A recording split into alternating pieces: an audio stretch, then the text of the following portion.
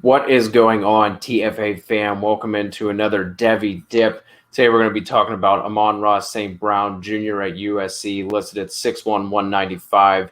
And to do that, I brought in my guy, the dude, Matt Griffith, better known on Twitter as @CommishMcGriff. You can find his work over on DLF.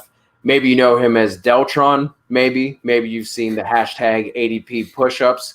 Maybe you know him as the dopest delts on the west side of the Mississippi Delta. I don't know. Maybe you do.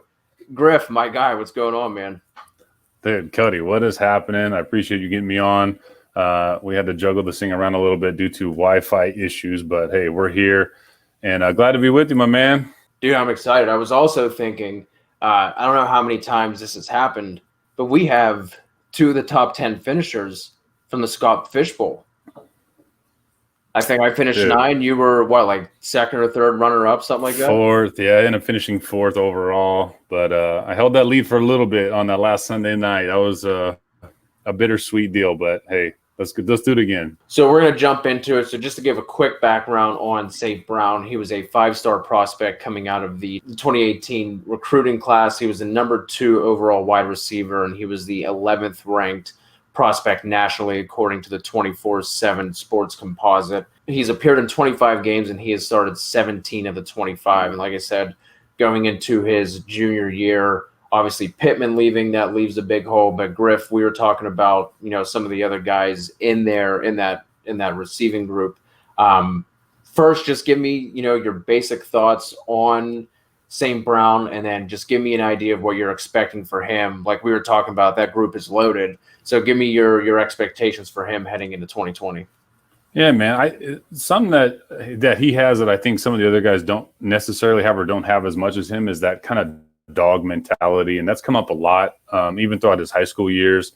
It's actually come off as arrogance a lot, but he's a receiver, so you got to have the diva element a little bit for all the good ones, right? But he's in a wide receiver room with Kyle Ford, Tyler Vaughns, Drake London, Brew McCoy. I mean, there's some horses in that room, and he's just different than those other guys, though. And I think what we started to see last year, and even in his freshman year, how they were utilizing him in kind of a juju type role, all-purpose guy. When what we'll see in this breakdown too is when there was a first down needed, they were going to him in the zone, kind of opening up in these little zone pockets, and he was reliable. And even as a freshman, so Drake London's the big body, Brew McCoy's another big boy, but Amon-Ra St. Brown's got that all-around versatile, and I think he will be heavily utilized this season.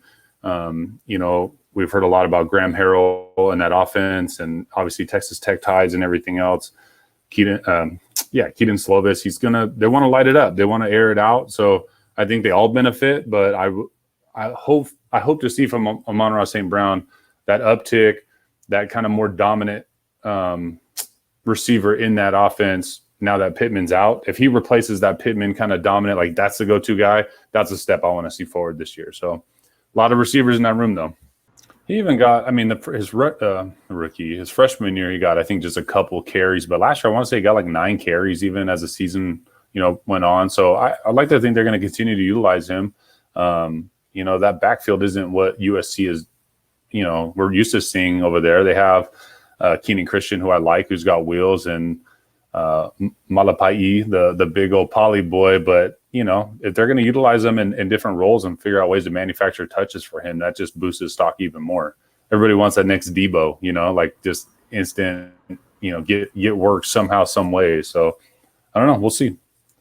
All right, so this clip is going to be from his freshman year, actually, against Texas. And like I said, leading up to this, you're going to see him function out of the slot on every single one of these plays. Now, again, what we're using these for is just to get you guys familiar with some of these bigger Devy names, some of the guys that are coming out.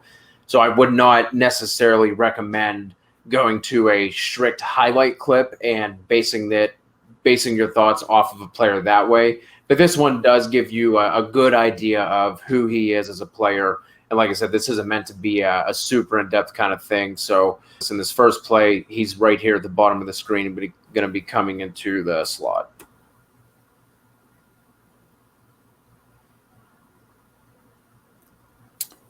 What I liked, it seemed like a quick little subtle You're trying to find a zone, right? You're trying to get the first down. That was the main thing. 3rd and 3. It was, let's move these sticks. And he starts to park it. And I don't know if he realizes it or not, but then he sees that zone open up. And I want to point to the screen like I have the little highlighter or whatever, like in John Madden.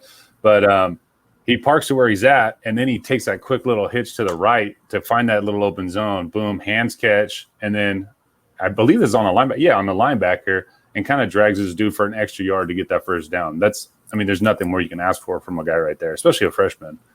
Yeah, and like I said, 6'1", 195. I think that might be a little generous, but something that you had noted, he's going to do that same move here too as well. Kind of parks and then just snaps to the outside.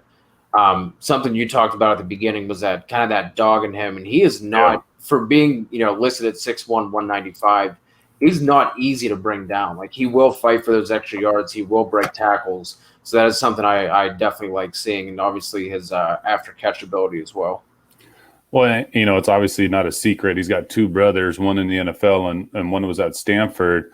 Yep. And one of my favorite, and I know I talked with Dwight and Ray about this when we were on Devy Happy Hour. There was an interview I watched, and I don't want to detour too far already, but where it was the 3 brothers all talking, and the interview asked them, who's the best receiver of this group? And it was Amon-Ra at the time, and he was like a sophomore in high school or something. And he goes, I am. And they both were like, yeah, he is. I mean, he's, you know what I mean? It's like that's that confidence, cocky borderline, but he's been like the little brother, he was probably picked on, he was probably like just dragged along with all the bigger boys, but it's paid off for him, and it was worth it, Yeah, for sure. And I remember hearing a lot about that. Maybe it was from you guys when you guys were on the Devy Happy Hour together. But like, everyone was hyped about Equinemius, and they were just like, he is not even the best one. There are more brothers coming up, and he is not the best. And from what little I've seen, I didn't get the hype with EQ, but I do like Amon-Ra St. Brown. Right. One thing I'm going to point out about this play here that I would like to see him do is he hesitates off the line here, and I'm not exactly sure why, especially with that defender playing off of him. What I want to see is him just get off the line, just because he can threaten vertically. That's obviously going to open up more space for him as well if he can get that defender on his toes a little bit. There's no clearing route here. There's no rub route that he should hesitate. But, obviously he still makes a play, but just in terms of a little gripe, instead of doing that little hesitation off the line there, I just want to see him get right into that route, get on the defender's toes. And then something that I noticed that you had already mentioned is that he is a good hands catcher. Even going across the middle here, you're not going to see him let too many balls into his chest. And that's something I really liked about him. Well, and it's funny because he has a great stance, and I don't know, that's like a pet peeve of mine. When I see receivers get lazy at the line of scrimmage, it kind of bothers me. But he has a great stance, and he usually gets off the ball pretty well. On that one, it looked like he was tuning into like his high school days, where he's like slow playing it off, or the pickup ball kind of thing. Where that was 3rd and 3, that last play. It was like, I'm with you. Drive that next line of scrimmage, drive that level where you're at to get to the first down, and make that happen. Don't slow play that or hesitate that one. Make that work. Yeah. He could have pushed that. Yep, would have opened up more room for him. But like I said, that's a nitpick at that point, because obviously the outcome of that play was still successful. But like I said, with his speed, he's not the fastest guy. But if you push on a guy like that, get him on his toes, you're just going to create more space for yourself. What's interesting is this is his 4th catch, I think, of the game so far, and all of these have been on 3rd and short. So, like, the trust that – him and JT Daniels were high school teammates, right? So that was a little bit of a different – he had a leg up there from their modern day days. JT's gone, obviously. But, man, them trusting that much in this kid in his freshman season, pretty interesting, and says a lot to me about him and, how well he catches. Yeah, and early in the year, too. This is only, the 3rd or 4th game, I believe. Yeah. And that one was in traffic, and he got the first, same thing, just been move the sticks. And then as we see, this will open it up later on, too. And like I said, the important thing here for me, too, is catching with the hands, especially in traffic with a bunch of guys surrounding you. That's typically a point especially with college players, just going to let them see that ball come into their chest as they're trying to, keep out of that traffic and be able to protect the ball. But he does a much better job of extending his hands outside of his frame and not allowing the defenders to get closer. Right. And this one, man, if he could just put a little bit more on this ball, he's walking in on this one. Yeah, it was underthrown, right? The DB jumped too early. He mistimed it. This could have gotten ugly real fast, but yeah. And then we see that he goes to catch with his hands, kind of misses it, but still catches it with his body. So it's another benefit of using your hands up and coming wide receivers. You still have a chance, even if you bobble that initial. But this wasn't the prettiest of deep receptions, just because. Yeah, I think that's Brandon Jones too, who just got drafted by the Dolphins. Just premature jump, and then Amon-Ra St. Brown becomes the beneficiary of that. Yeah, it's going to be exciting to see what they do with the new OC this year, and if he's going to be used downfield a little bit more, because he definitely has that in his repertoire for sure. I kind of like his yak ability too, man. So I like what they were doing with these little third down zone drops. But see this one, he just got tripped up. Much better ball.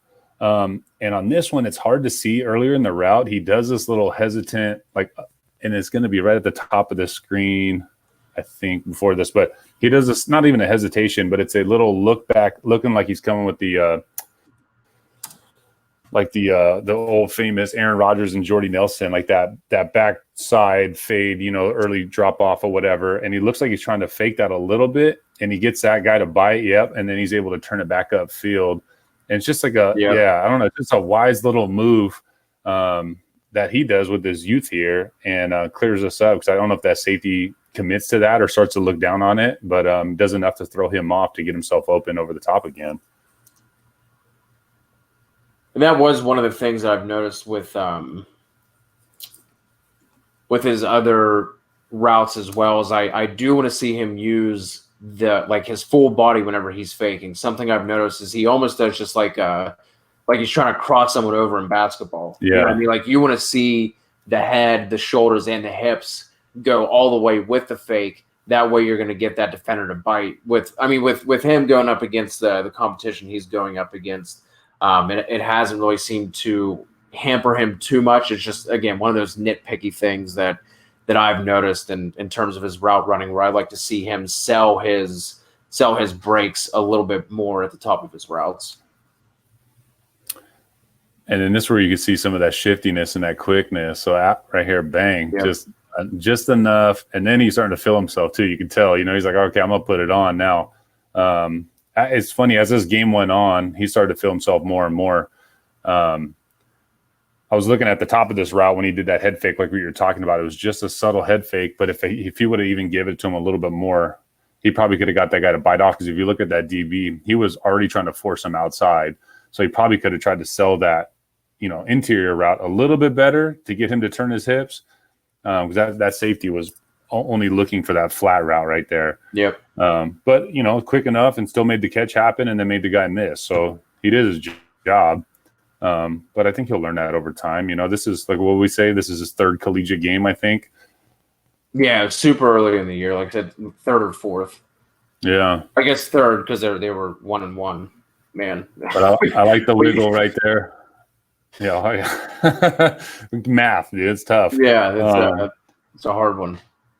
I like that little wiggle though, and then yeah, you can tell he has it, but there's just these little things that if he can improve on, he'll be even better than he is.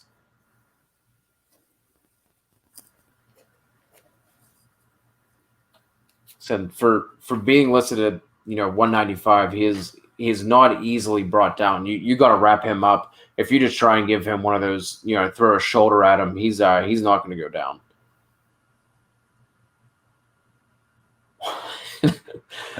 Obviously gets popped here, but the concentration as he got smacked like that, just to be able to, if you watch, he's tracking that ball the whole time that he's falling to the ground, just obviously lands right on top of him. But normally whenever you see someone get popped like that, they're not going to have the wherewithal to be looking around and to find that ball.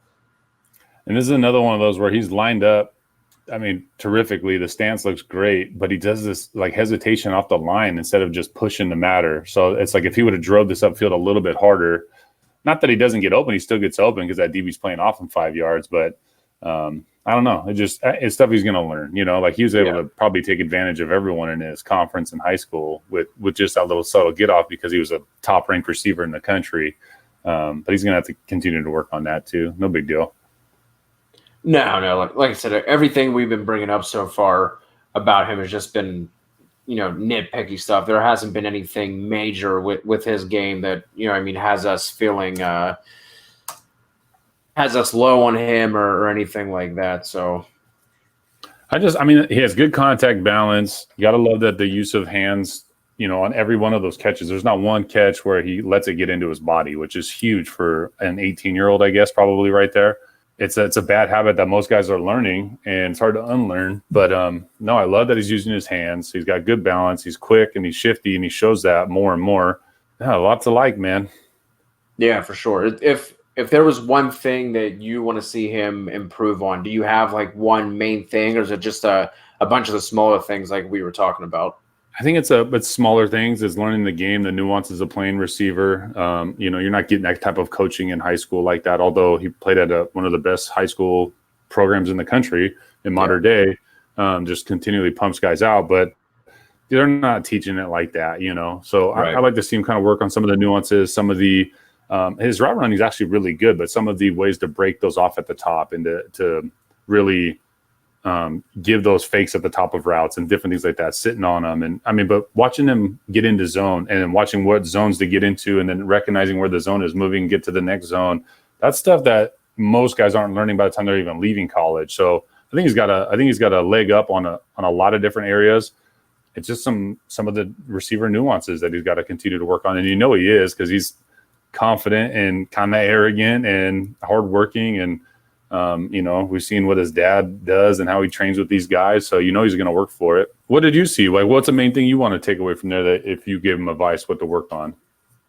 Just some of those like subtle nuances. Like I said, there's nothing major. The big things you always see with college receivers is not catching with their hands extended in front of them. He already does that, and you can tell. And I think it's something where a lot of us get in trouble with projecting these guys to the next levels. Like, we just all automatically think like, oh no, he can definitely do it. He just needs the coaching, or, oh, wait till he gets to the pros, that kind of thing. But you can see with his shiftiness and how he gets in and out of some of his breaks that he will be able to do those things. It's just a matter of doing them rep over rep. We saw with some of those routes where he comes in the middle, then he'll break off. He has the quick choppy feet. He has that ability to snap in and out. It's just a matter of doing it on every route. And like I said, we're just getting nitpicky at this point. The thing that's holding him back from having a higher dominator rating is just the fact he hasn't had the touchdowns. I think he only has 9 over the first 2 years.